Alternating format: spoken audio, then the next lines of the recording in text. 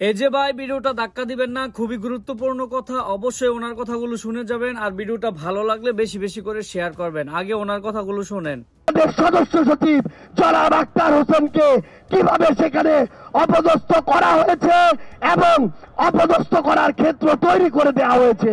আমরা ডক্টর ইউনূসকে বলতে চাই, আপনি যদি শুধুমাত্র নিজের প্রোটেকশন নিয়ে এগিয়ে যাওয়ার কথা চিন্তা করেন, তাহলে আগামীর বাংলাদেশের কোনো গুরুত্বপূর্ণ বিষয় আমরা আপনার কাছে নিরাপদ মনে করি না। কারণ আপনার দিকে পুরো বাংলাদেশ তাকিয়েছিল, আপনার দিকে শহীদ পরিবার অভ্যুত্থানের রক্ত দেওয়া যোদ্ধারা তাকিয়ে আছে এখনো। আমরা স্পষ্ট করে একটা কথা বলি, পিঠ বাঁচিয়ে যে চলার স্বভাব দেখাবে তার এই বাংলাদেশে আর পিঠ বাঁচিয়ে চলা হবে না। সবকিছুর উপযুক্ত জবাব দিয়ে সবকিছু জনগণের সামনে খোলাসা করে আগামীর বাংলাদেশে আপনাদেরকে চলতে হবে।